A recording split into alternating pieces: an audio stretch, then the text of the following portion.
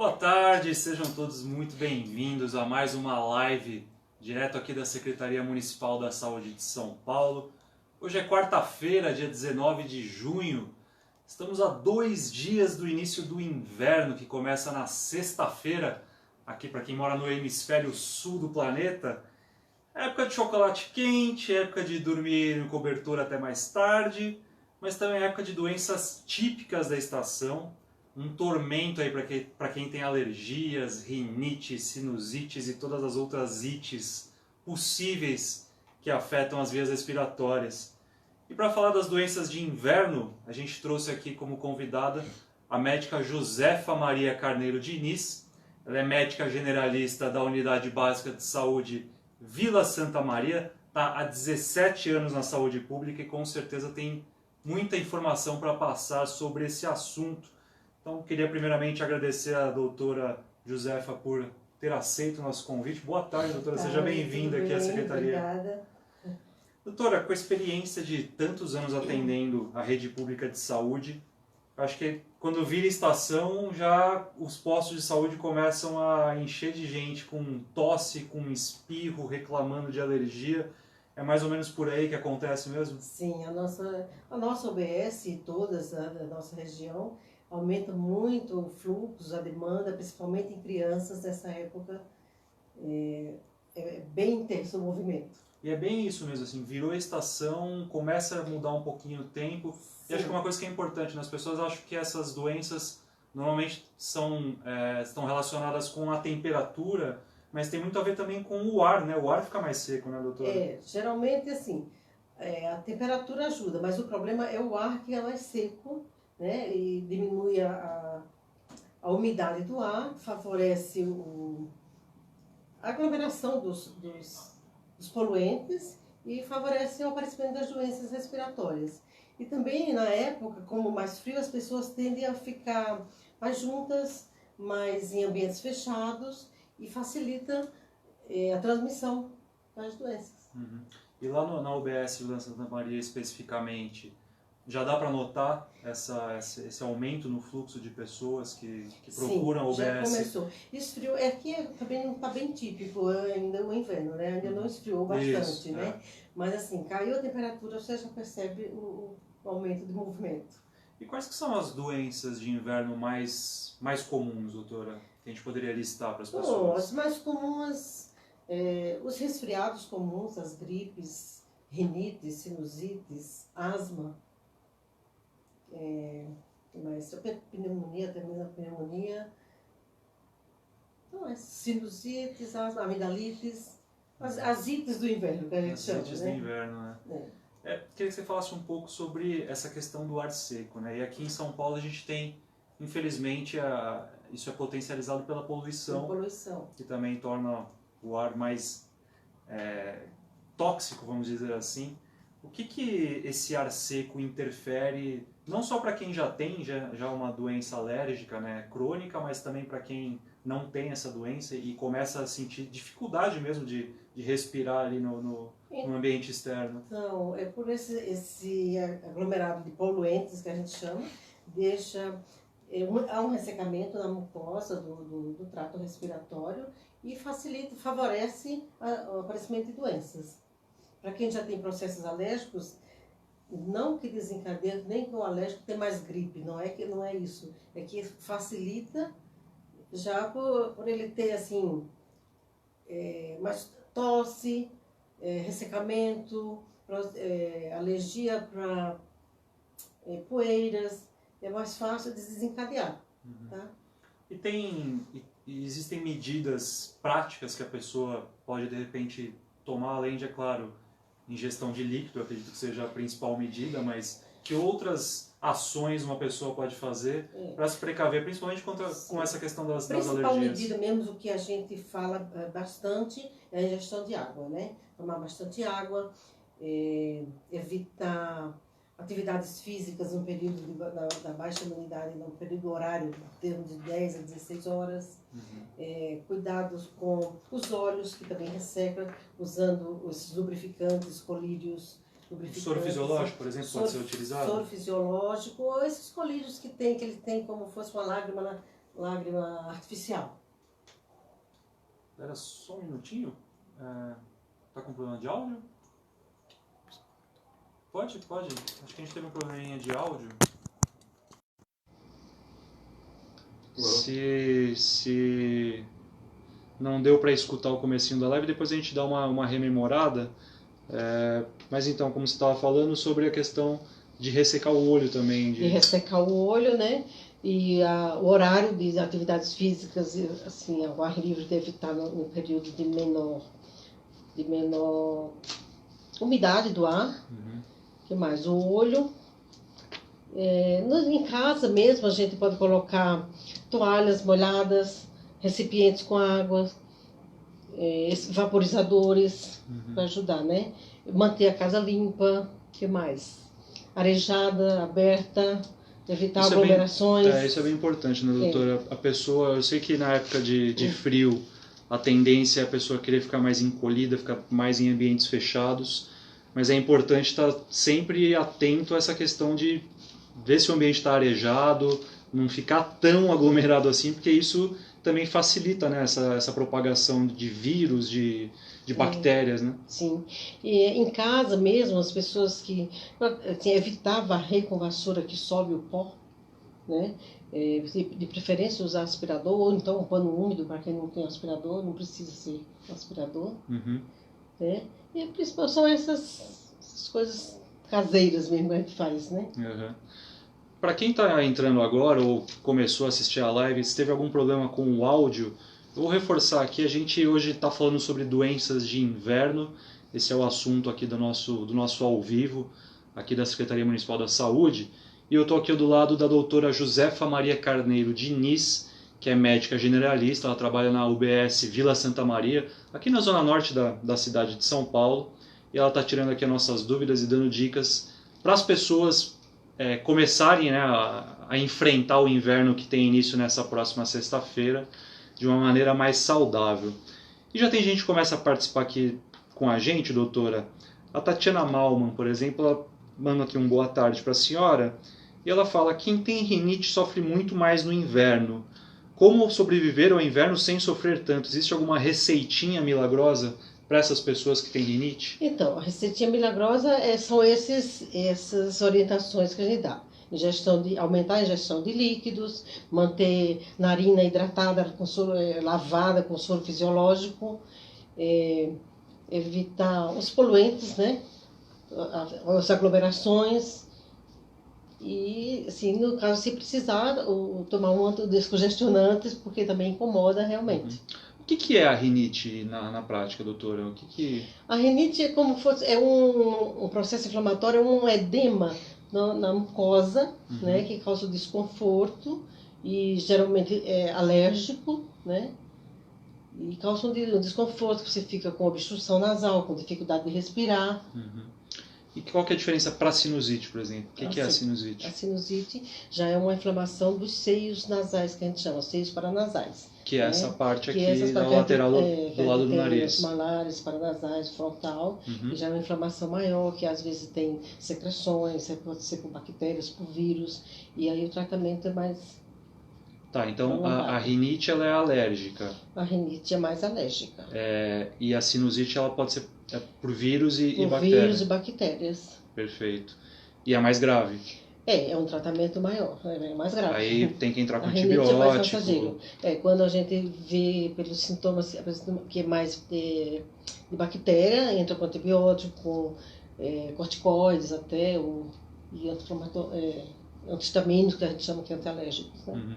Você já comentou, né, no início da nossa conversa sobre a questão de evitar praticar atividades físicas das 10 até as 16 horas nessa época do ano com o clima mais seco.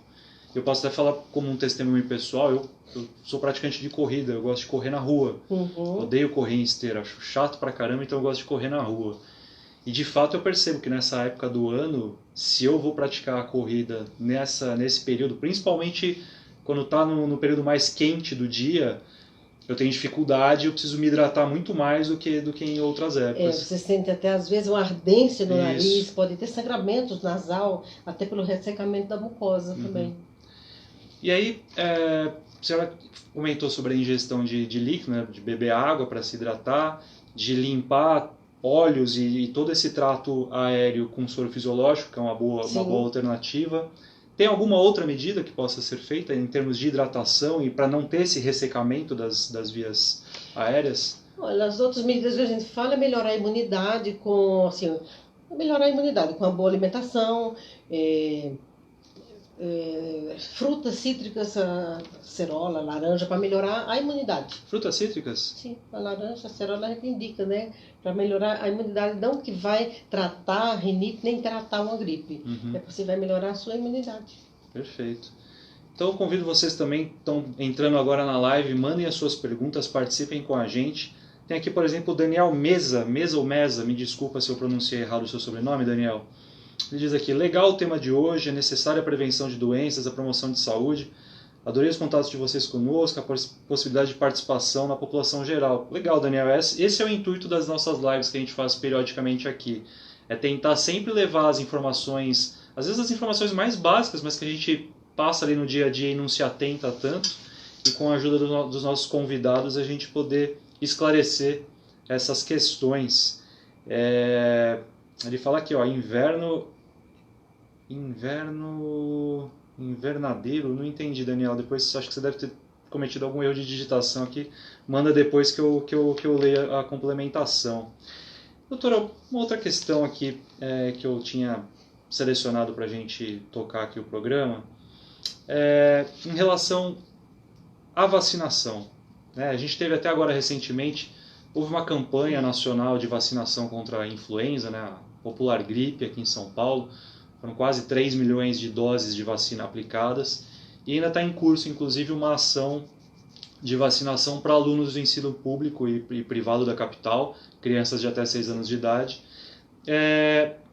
A vacinação, a gente ainda tem um problema das pessoas não aderirem completamente, né? E a gente estava até comentando aqui antes de entrar ao vivo, que é um problema da saúde pública de conseguir convencer as pessoas da importância da vacinação.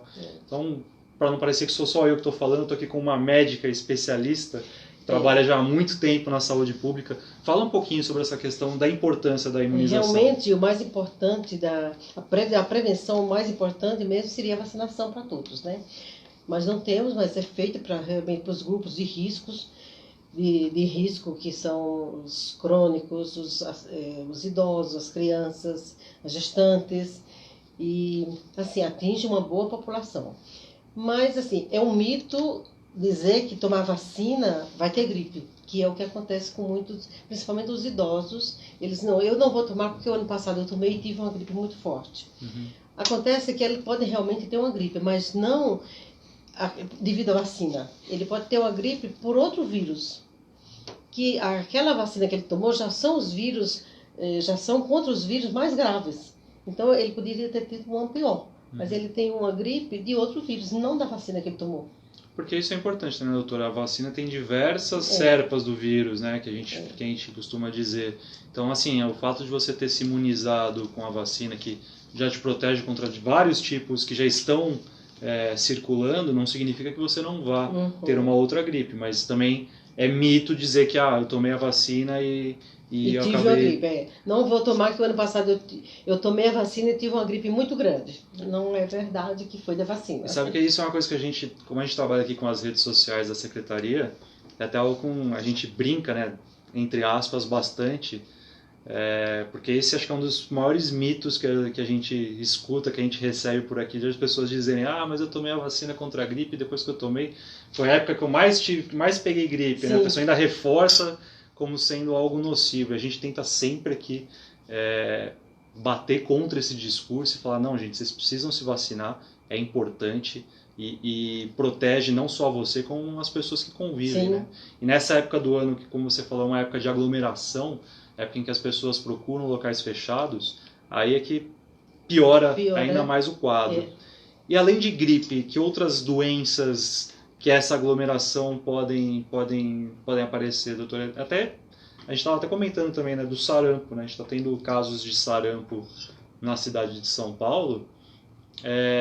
essa questão de as pessoas estarem em locais fechados Mas também fechados dissemina, também né? favorece a disseminação, porque também é uma doença que é através do vírus, né? E as gotículas, a aglomeração mesmo facilita. Uhum. Aquelas máscaras que as pessoas, às vezes a gente vê em transporte público utilizando, elas Então, são eficazes? Elas protegem? parcial. Não, ela não são eficazes para tudo, para Tá. todos, porque muitas vezes as gotículas também ultrapassam aquela máscara, tá? Mas parcial, tá? Pelo menos assim, se você está muito resfriado, tossindo, você protege aquelas gotículas maiores da tosse, né? Uhum. Aqui o Daniel Mesa voltou, e agora ele voltou com uma pergunta. Doutora Josefa, quantas doenças de inverno a gente pode prevenir com vacinas? Então a gente tem a vacina contra a influenza, contra o sarampo, mais alguma outra doença que existe vacina para prevenção? Doença de inverno mesmo?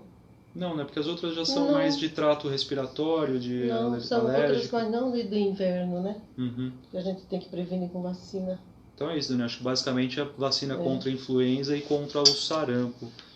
E a vacina, até contra o sarampo é bom a gente reforçar, que também está em curso, né, a vacinação contra o Campanha sarampo. E apesar de ter uma faixa etária agora que é o público-alvo, que é o pessoal de 15 a 29 29 anos, anos. é o público-alvo porque é uma faixa etária que acaba tendo mais descuido, ou porque não tomou as 2 doses, ou porque não lembra, e enfim, a gente reforça para que vá se vacinar. Mas não significa que as outras faixas etárias não possam procurar um posto de saúde para fazer a vacinação. As UBS estão abertas, a gente recomenda sempre a pessoa levar a sua caderneta de vacinação se tiver, e se possível o cartão SUS também ajuda até para a gente ter notificados, né, certinha a questão de vacinação. A Tatiana Malman também tem uma outra dúvida, doutora.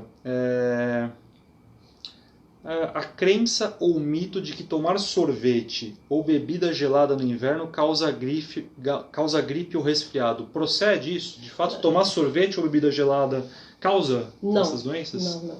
Isso é um mito, né? Você pode tomar sorvete e não desencadear a gripe só pelo sorvete, nem pelo gelado. Mas, por exemplo, pensando na amidalite, que é uma doença da garganta, o gelado ele não tem nenhum tipo de influência? Não. Geralmente a amidalite pode ser viral, mas geralmente é bacteriana, né?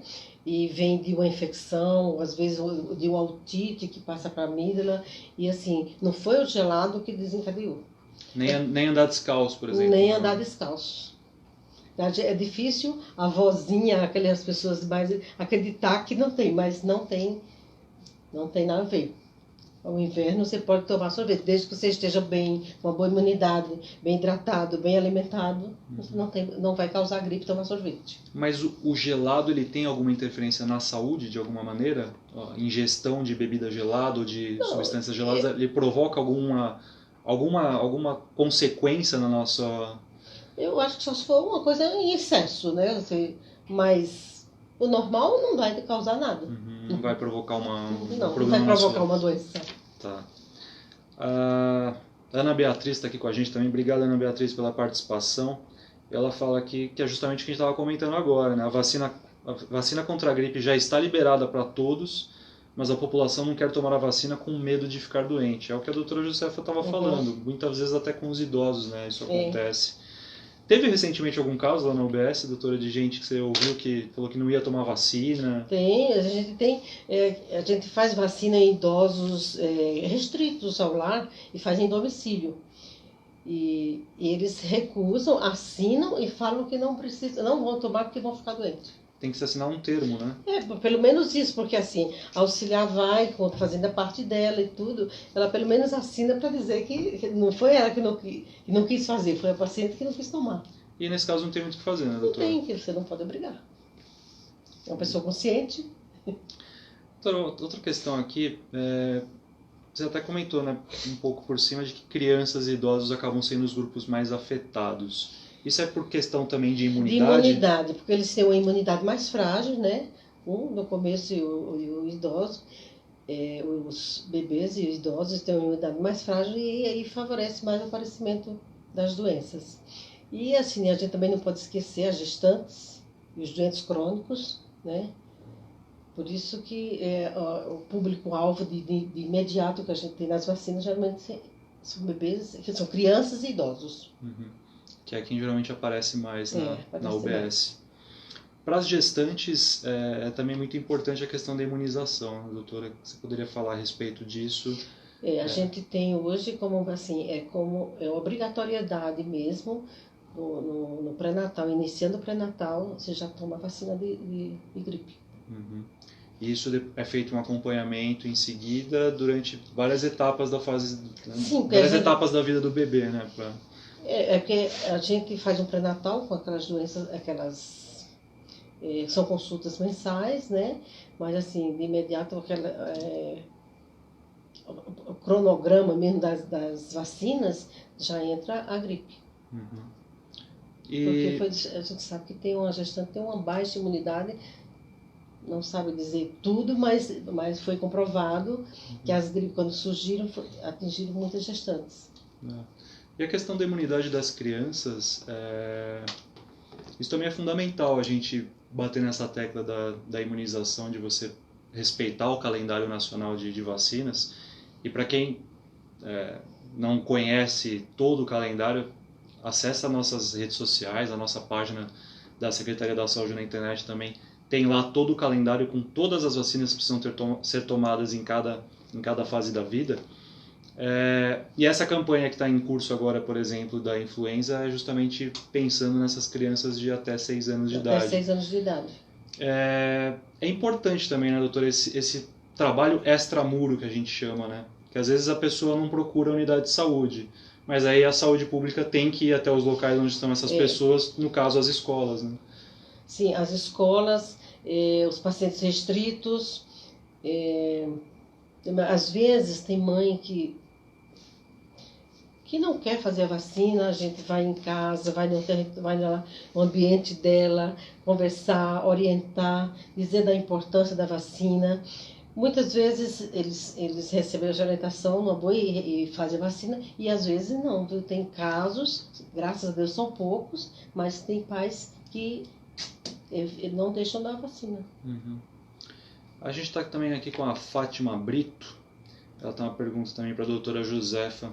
Se a ingestão de pastilhas de vitamina C ajuda a reduzir os males dessa época, é recomendável usar a vitamina C antes do inverno? Então, a vitamina C, eu falei, é recomendável usar, não que vai ser uma prevenção para aquela gripe nem para a doença. É para melhorar a imunidade da pessoa. Ela não vai tratar gripe com a vitamina C. Com a vitamina C. Assim, os sintomas da gripe, eles não são amenizados com a ingestão da vitamina C. Com a ingestão de vitamina C. Você está gripado, você está gripado. O que pode melhorar, talvez, é diminuir o tempo que você vai ficar gripado. Mas não vai cortar, você não vai tratar os vírus da gripe. E tudo bem o fato dessa, por exemplo, ela citou aqui das pastilhas de vitamina C. Tudo bem o fato de não ser a ingestão de vitamina C de forma in natura, de ser de frutas. Tudo bem tomar o comprimido de vitamina C, ele tem o mesmo efeito do que ele tem o mesmo efeito, mas assim, a necessidade de vitamina C, se você tem uma alimentação saudável com frutas, não é necessário uma ingestão. Um suplemento. Um suplemento de vitamina C. Tá. Reforçando quem está entrando agora aqui na página da Secretaria da Saúde de São Paulo, Secretaria Municipal da Saúde, a gente está ao vivo aqui com a doutora Josefa Maria Carneiro Diniz. Ela é médica generalista da UBS Vila Santa Maria, na zona norte da cidade. E a gente está tratando aqui do tema doenças de inverno, porque depois de amanhã, sexta-feira, começa o inverno aqui no Hemisfério Sul. E aí já vem todas aquelas doenças, todas aquelas ites de inverno, como a doutora Josefa bem mencionou aqui, que acaba sendo um tormento, principalmente para quem tem doenças crônicas. Nosso Caio, que está aqui atrás das câmeras, filmando esta live, por exemplo, sofre nessa época do ano, está tossindo aqui, coitado, dá dó do Caio nessa época do ano. A Márcia Pezente está aqui com a gente, minha amiga Márcia, tudo bem? Legal a sua participação. Ela diz aqui, doutora, boa tarde, o sarampo tem mais incidência no inverno? Crianças vacinadas devem ser revacinadas? E agradece aqui. Não deve. Se ela tem uma vacina completa, não precisa ser revacinado. Tá? A não ser no caso de surtos, ou se teve alguma, naquela escola, aquela estuda, se teve algum caso, que aí vai ter uma cobertura, que chama cobertura vacinal, para ver o que acontece. Mas assim, se ela está com o calendário, uma criança está com o calendário completo, não há necessidade. Não há necessidade. Uma dúvida que sempre surge, e até aqui entre a gente, né, quem já é adulto já, quem já tomou algumas vacinas ao longo da vida, mas às vezes surge aquela dúvida, putz, eu não lembro se eu tomei todas as vacinas. Não tem problema se você já tiver tomado, mas não tem a certeza e não tem o comprovante, não tem nenhum malefício você ir até um posto de saúde e receber a vacina? Não tem nenhum malefício. Porque isso acontece bastante, né? Nem sempre a pessoa tem a caderneta original, aquela que você carrega desde criança, e às vezes você ou perde o comprovante daquela vacina específica e você não lembra exatamente. Quer dizer, a pessoa pode ir com o que ela tiver de comprovante ou de caderneta até o posto para fazer uma geral, né? Fazer uma geral. Lá o pessoal da vacina vai lhe orientar. Legal. E lembrando que na rede pública as UBS são sempre a porta de entrada, então procure a sua UBS de referência, que é aquela UBS mais próxima da tua casa, e dá uma conferida, ver se está tudo em dia com a sua caderneta. De repente você está com a caderneta com a vacinação contra o sarampo em dia, mas está faltando dose de alguma outra doença que não está agora em moda, não está em voga, não está sendo discutida, mas é importante estar com a caderneta sempre atualizada. Tem uma pergunta também da Lilian Muralins, desculpe. Doutora, no inverno também temos o tempo muito seco. O que devemos fazer para minimizar os problemas que surgem com isso, principalmente para as crianças? Então, é aquilo que eu falei no começo, né? Hidratação, principalmente. Manter limpas as narinas com soro fisiológico. Que mais? Manter o olho. Isso tem, assim, tem quantas vezes ao dia, o máximo que você pode usar o soro fisiológico? Ou não tem uma restrição? Não tem uma restrição. Se você usa 3 vezes ao dia, é suficiente. Tá. Né? Lavar narinas, manter o olho lubrificado, manter o ambiente limpo, evitar assim, o pólen em casa para as crianças que já tem mais suscetibilidade para a doença, então você vai evitar aquela vassoura que o pó sobe, né? Que mais? Alimentação normal na criança. Isso eu escuto desde criança. E sim, lavar bastante as mãos, elas realmente é de grande importância. São transmissoras. São transmissoras, lave as mãos. Isso é bem importante. A gente já fez aqui também uma live uma vez sobre imunização e isso foi bem reforçado, né? Manter sempre as mãos limpas, porque... Evitar coçar os olhos, principalmente se você vai no ambiente de ônibus, de transporte público, sempre lavar as mãos quando chega.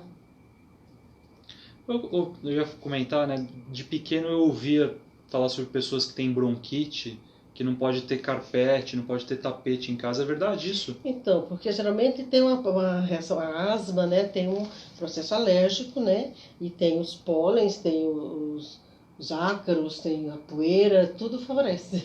Isso pode desencadear um processo alérgico deles. Legal. Uma outra questão, doutora, pensando sobre também uma época em que as pessoas retiram as suas blusas de lã do armário, né? Aquela jaqueta que ficou ali meses encostada. Tem alguma coisa que possa ser feita? Quer dizer, você tem que primeiro lavar essas roupas antes de usar? Também, pelo mesmo motivo, procurar deixar exposta ao sol ou mesmo lavar. Tá? De preferência, se ela passou o ano inteiro guardada, eu acho que eu vou usar pelo mesmo motivo do alérgico, da quem tem a rinite, quem tem a asma, né? Esses dias eu fui pegar uma blusa minha normal, ela tava com aquele famoso cheiro de guardado, sabe? Cheiro de armário. E aí foi até bom deixar ela um pouquinho fora para Deixa um utilizar. Pouco fora para ser ventilada, eu expor ao sol. Legal, doutora. A gente já está aqui já com quase meia hora de programa. Tem uma coisa que a gente sempre faz aqui nas lives, que é o momento dos mitos e verdades sobre o assunto do dia. E acho que doenças de inverno e tudo isso que a gente vem comentando até aqui, o que não faltam São os mitos. Os mitos e verdades. Eu separei aqui 6. E assim, eu vou ler a sentença, vou ler a afirmação, e aí a senhora me diz se é mito ou verdade e explica para o pessoal por quê. Combinado? Sim. Então vamos lá. Primeira afirmação aqui, ó. Pessoas com asma ou rinite contraem gripe mais facilmente. É mito. Mito por quê? É mito. E, geralmente, a asma e rinite é um processo alérgico. Ele pode desencadear a crise de asma dele por outros motivos sem ser obrigado a ter gripe. Tá? As crises de asma vão ter ser independente de gripe. Tá vendo só? Isso aqui é do que eu já ouvi eu já li dessa afirmação por aí de que, não, mas a pessoa tem rinite, nessa época ela tá complicada, porque vai pegar gripe mais facilmente. Não vai. Desfaça esse mito na rede social, por favor. Segunda afirmação, doutora. Permanecer em locais fechados protege contra a gripe. Não, é mito. É o contrário. É o contrário. Você precisa estar em um ambiente mais arejado, ventilado, com menos aglomeração, né? Para evitar a gripe. Não se fechar. Aliás, dá um medo. Eu venho para cá, para a secretaria todo dia, eu venho de trem e de metrô. E eu pego o metrô às vezes um pouquinho cheio, Sim. linha vermelha. O pessoal que mora aqui em São Paulo sabe do que eu estou falando. A linha vermelha é sempre mais complicada. E a hora que a pessoa está do teu lado e começa a espirrar e começa a tossir, você até dá uma, né? Pois é. Dá uma afastadinha, porque vai que... Tem pessoas assim que não tem noção, né? Precisava espirrar, só que não tem jeito de parar o espirro, mas coloca a mão, cubra, né? Ah, não, mas tem gente que gosta de fazer aquele espirro. Usa um lenço de papel, né? Um lenço descartável que você usa e descarta, mas tosse em frente. Tem pessoa que faz questão de dar aquela espirrada para todo mundo ouvir, ver, né? Terceira afirmação, doutora. Olha, isso é importante, hein? Fumantes são mais vulneráveis às doenças respiratórias. Isso é mito ou é verdade? Isso é verdade. O fumante, ele já tem um processo inflamatório, vamos dizer assim, uma agressão que ele tem na mucosa do aparelho respiratório todo, né? E daí favorece o aparecimento de aumento das secreções e também o aparecimento de bactérias e vírus e aí favorece as doenças. Tá vendo, senhor Caio? Tá vendo só? Não? Ele deixou de fumar. Então tá bom. Quarta afirmação aqui, doutora. Respirar pela boca aumenta a chance de ter doença respiratória. É mito ou verdade? É mito. É assim, o ideal é respirar pelo nariz, né? Que a gente tem um filtro dos pelos do nariz, do ideal é respirar. É um problema, mas não que vai provocar gripe, tá? É um problema que é melhor respirar pelo nariz, ver o que está acontecendo, se não tem um outro problema de adenose, algumas coisas que obstrui o nariz, mas não é uma causa de gripe. Assim, o fluxo respiratório, independentemente de ser pelo nariz ou pela boca, ele não vai provocar mais ou menos, não vai estar mais ou menos suscetível a gripe não, vai doenças. ser não. Perfeito. Tem uma outra aqui, ó. Essa daqui a doutora já até falou. Eu vou até aqui reforçar porque essa é importante. Quem entrou na live depois e não ouviu, vai tomar uma bronca aqui da doutora Josefa. Vacina contra a gripe provoca a gripe. Vai, doutora. Levantei a bola para a senhora. Outra vez. Fique à vontade. Realmente é um mito. A vacina é o que a gente tem de melhor para a prevenção. Devia ser tomado por todos. Se tivesse para todos, era o que era melhor. Mas é um mito. Ela não causa gripe. E assim, se você tiver uma gripe, a causa não foi a vacina. Por favor, que fique muito bem claro, gente. Não espalhem essa... Hoje está na moda dizer fake news, né? Não, isso é boato, né? Vamos usar a velha terminologia. Isso é boato, isso é lenda. Não existe isso de que a vacina vai provocar a doença. Isso serve não só para a gripe, como para qualquer outra doença que tenha imunização disponível. E aqui também acho que essa última aqui bate um pouco com o que eu falei há pouco sobre a minha blusa de lã que está lá devidamente estendida no varal no momento. O uso de casacos de lã e cobertores guardados por longos períodos piora o quadro de alergias. Verdade ou mito? Verdade. Por quê? Então, é a mesma coisa que eu falei, né? A poeira, os ácaros, o ambiente guardado mesmo que favorece os processos alérgicos. Geralmente é mais por termos de alergias. É isso aí. Aqui para finalizar, a Karina manda aqui uma mensagem: o SUS fornece vacinas importantes. Sim. E é verdade, Karina, o SUS tem um calendário de imunização bem amplo e, como a gente já disse aqui, procure sempre o seu posto de saúde mais perto, a unidade básica de saúde, e na dúvida, vai lá, dá um pulinho, leva a sua caderneta de vacinação, veja se está tudo em dia.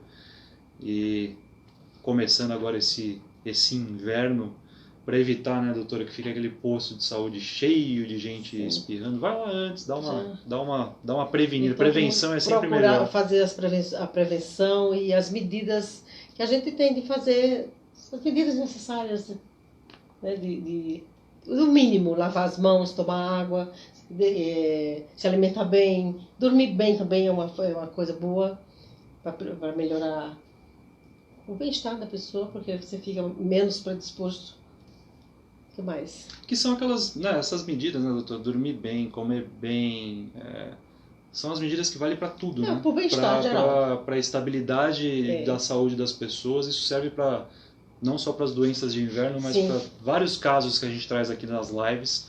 Essa acho que é a recomendação básica sempre. Então é isso, gente. Queria agradecer aqui imensamente a presença da doutora Josefa. Doutora, foi um prazer conversar com a senhora, esclarecer essas dúvidas. Quero agradecer a todos que participaram aqui com a gente de mais um ao vivo da Secretaria Municipal da Saúde de São Paulo.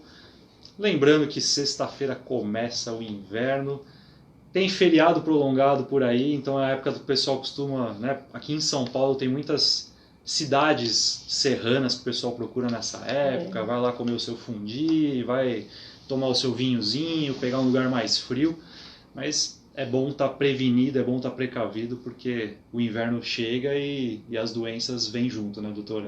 Mas parece que pela previsão do tempo vai começar ainda com temperaturas tá altas, calor, né? Esse feriadinho dá para aproveitar aí numa praia, será ou não? Não, de praia eu não sei, mas ainda tem temperaturas altas, né? Então tá bom, gente, obrigado mais uma vez e até uma próxima. Tchau. Até mais.